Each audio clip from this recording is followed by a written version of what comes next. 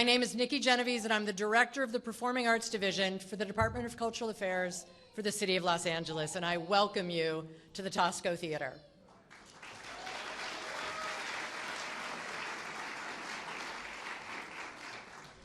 There are so many people who need to be thanked tonight, and there are so many people who need to be acknowledged, and I am going to ask my colleagues to do that because they are much better at doing it. But I do want to start our evening's program by inviting up Mr. Rudy Ortega.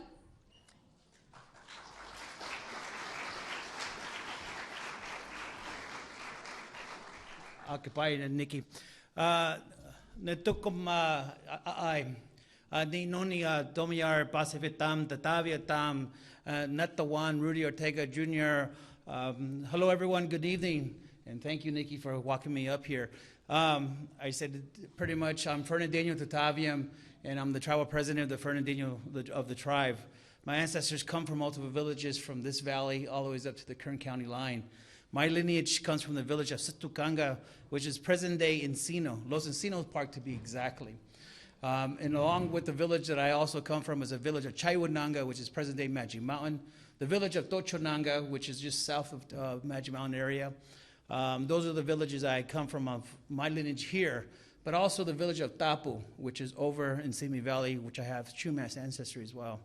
So with that, I want to welcome everybody traditionally with a song that we sing in Iwakans people. Traditionally, my ancestors would sing this song when people travel from village to village, and as they come into a village, we welcome them in. The words are quite simple. It means enter and come in into this space so we could do it well. So with that, I'm going to sing a song. And traditionally, people just have good thoughts, good prayers as I sing this, especially for this nice venue. So with that, I will sing. Paco que ma'a, Paco que ma'a, Paco que ma'a, mena que ma'a, mena que ma'a, Paco que ma'a, Paco que ma'a, Paco que ma'a, mena que ma'a, mena que ma'a, Paco que ma'a, Paco que ma'a, Paco que ma'a, mena que ma'a, mena que ma'a. Witeako. Thank you, everyone.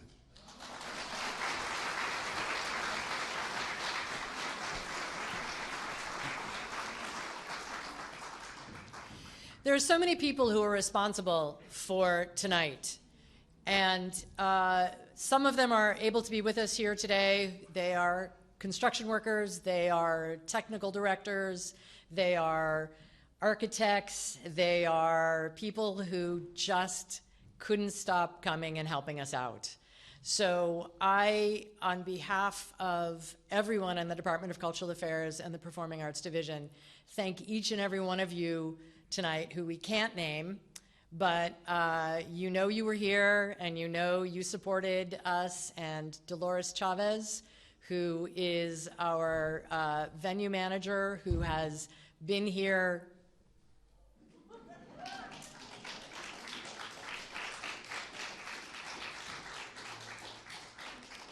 You know somebody really wants to get up, but so I just want to thank Dolores. I want to thank all of the staff for the Department of Cultural Affairs, Performing Arts Division, many of who are here, who have chipped in, who have given good spirit, who have lent stuff, cleaning stuff, lights, everything else, all of our technicians who have made tonight possible, who make every performance possible for our division, who make every event possible.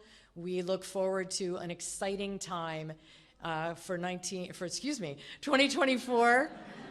It's flashback, 2024, and the exciting work that we're going to be doing within the division. But what I want to really now hand this over to someone who has been a great leader for us so far, who is guiding the Department of Cultural Affairs with his good humor and his patience, Mr. Daniel Tarica.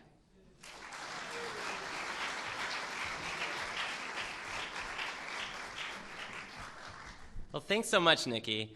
It is such an honor to be here to celebrate with all of you here tonight at the reopening of the Taxco Theatre. It has taken a moment to get here, and we are so grateful and excited to welcome everybody back. The reopening of the theater marks a new moment for the Department of Cultural Affairs.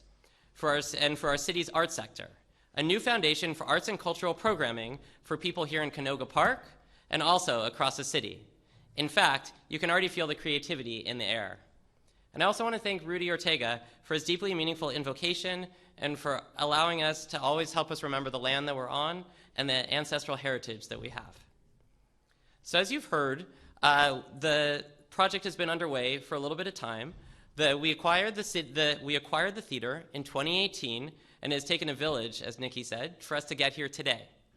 So beginning with Councilmember Blumenfield, I have the honor of being able to say thank you to so many of the folks that helped get us here. So Councilmember Blumenfield, thank you from the very beginning, from the idea, from the purchase of the space to the vision for us to be able to create a public incubator space and a rehearsal space. You and your team have been so supportive of us every step of the way, and we are so grateful.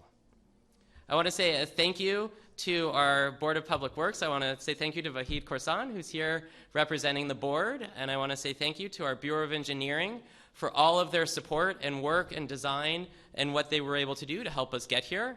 I want to say a big thank you to our Department of General Services for their deep partnership, making sure that this building is reflective of our city's values and our department's values in a way that reflects the work that we are going to be able to do. And of course, the Department of Cultural Affairs. I have so many things that I have so many folks that I want to thank. I want to thank Nikki Genovese, our Director of Performing Arts Division.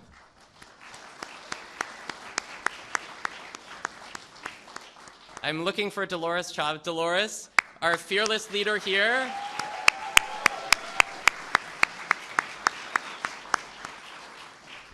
Who has both helped us with the planning and has already activated the space long before today to be able to help us program. I want to give a huge thank you to our Performing Arts Division, all of the technical directors and our staff who have been able to bring us to this point. I want to thank our administration division, because without their knowledge and their acuity and their ability to navigate through complex city processes, we wouldn't have been able to be here.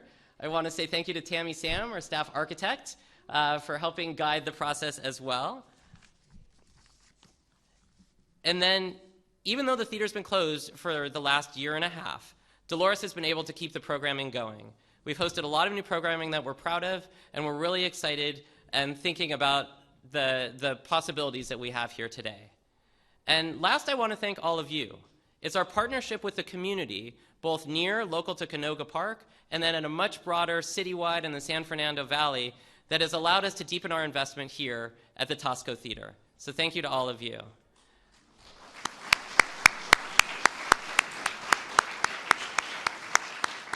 So we've got an exciting evening ahead of us tonight. We're going to see some dance productions. We're going to hear our San Fernando Valley Youth Choir, and really looking forward to the rest of the evening. And now it's my honor to invite Councilmember Blumenfield to come up and say a few words.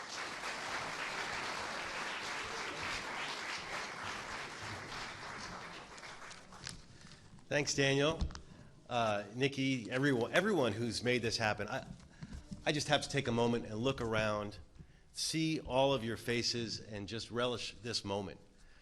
This has been a long time coming to make this happen. And so many of you I've worked with over these years to make that happen. So I'll tell you a little bit about the history of how this came to be.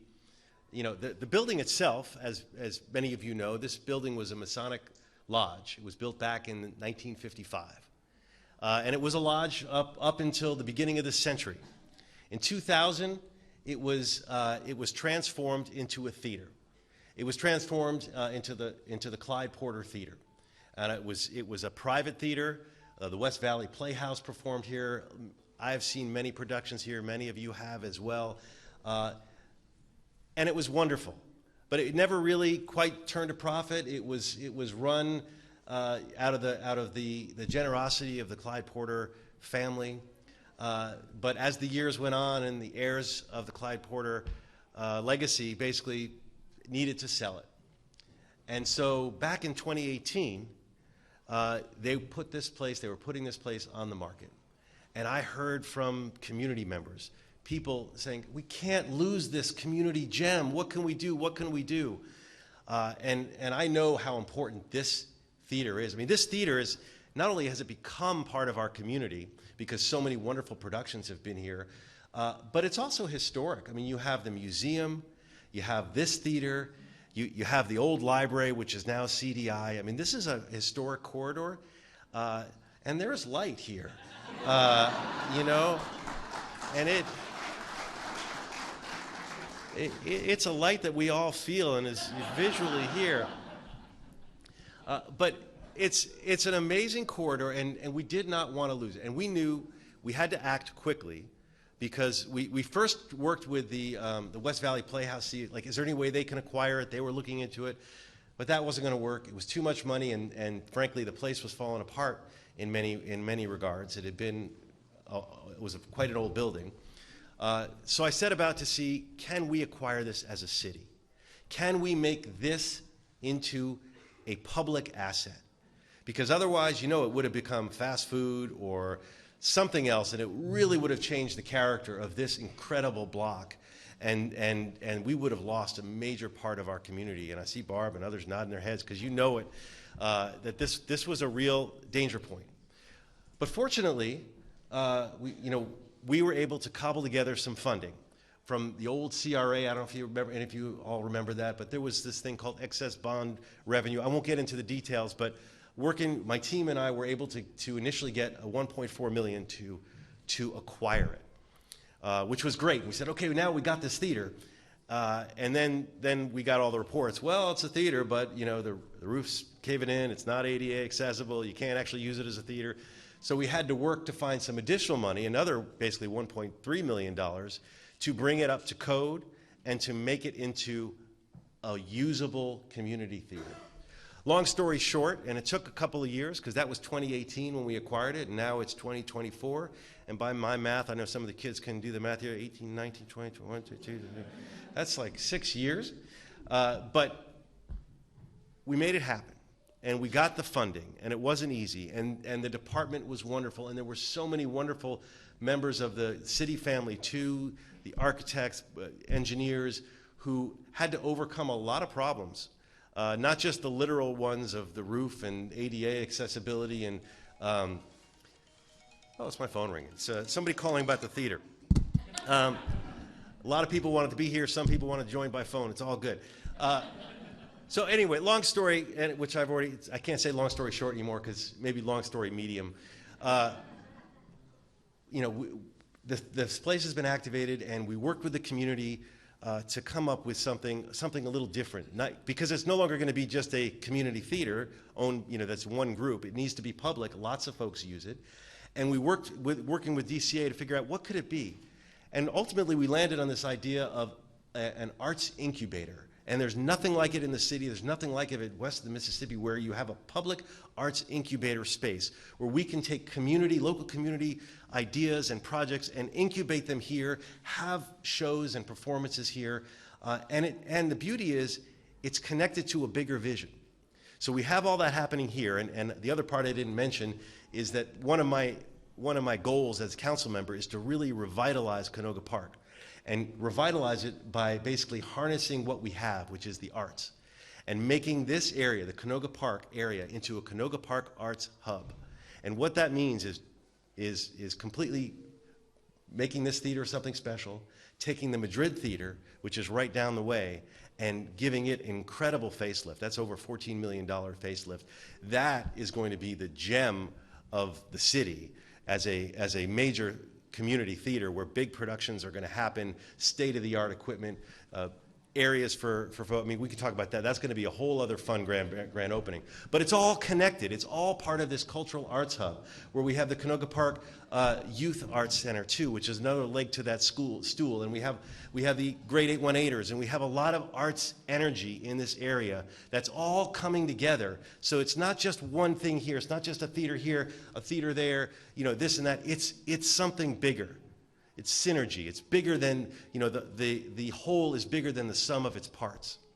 So that's exciting. And this is really the first big step to that arts hub, to that synergy, to that revitalization of Canoga Park with the arts.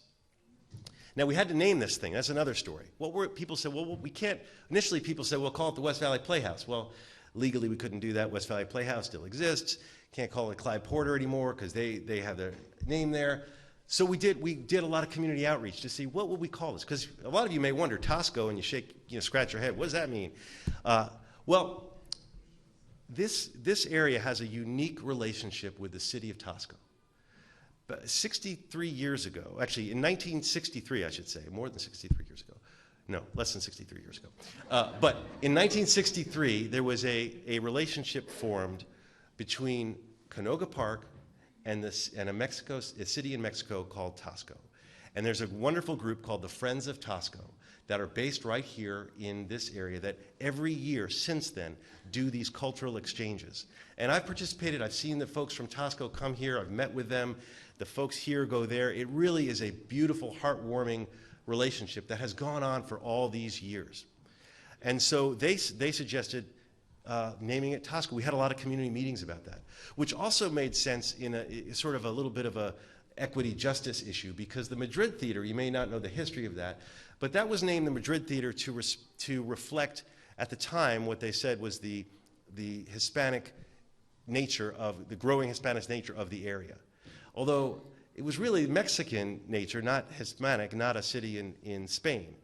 But it was named the Madrid, and when we talked to folks, people didn't want to rename the Madrid and sort of write, and name it after Mexican city, but name this the Taxco Theater, and then sort of create that linkage. So that's why it was called the Taxco Theater. That's why it is called the Taxco Theater, because the community came together and said, we want to have that name. And the Friends of Taxco, are the Friends of Taxco folks here today? Yeah, we have a number of folks who are part of that sister city relationship here today for the opening. So that was exciting. So that's the history of the name. So this place has incredible history, but what's also exciting is looking forward to the history that will be made here. And I see the young people here, and I think about all the performances that you'll get to be part of and get to enjoy in this space in these years to come. Because this is not just about the history of this incredible location, but it's about the potential of the future of this location and what it means for our community. And it is again, it's a catalyst for Canoga Park. So I'm not going to say long story short again, because I've already totally ruined that. But what I do want to do is to give some certificates out to thank some of the folks. A lot of names have already been said. I don't have enough certificates to name all the people who've been part of this, because there's been so many people, including my staff, by the way. And I want my staff, you guys all give a woo-woo or put your arms up or something. Because I have an incredible team that has been on this, because everything that can go wrong, did. And we had to go basically fix a lot of problems as it went through this process. And it was really by sheer will that we were able to continue this, and a great partnership with DCA where they're committed to the programming that this reality is coming to bear. So I have some certificates, and I want to bring up folks from BOE and from the city, from GSD, and I'm going to read some names. If you hear your name called, come on up, grab your certificate, and get ready for a picture. Don't just grab it and go. Get your certificate, come here, we're going to take a photo. So Kenneth Radoszewicz. Kenneth, here, are you here? There you are. Thank you. All right, we're going to take a group photo in a second. Let me get everybody up here. Huntington Woodman. These are folks who did the hard work to engineer this and build this. Thank you. Or just some of the folks, I should say. Rudy Sanchez. He couldn't make it tonight. Not physically here. Marcus Yee.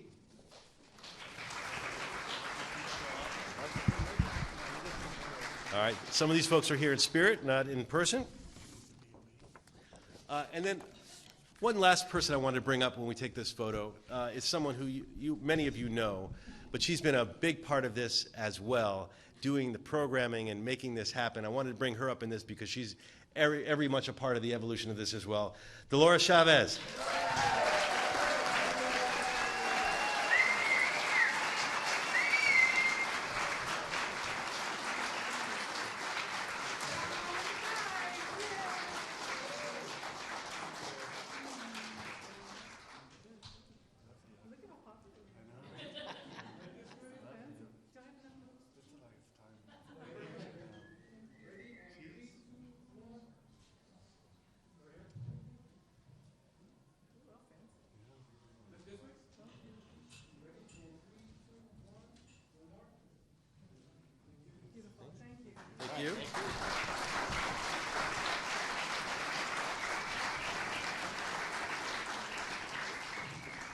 Okay, and now I'm going to talk for about another hour.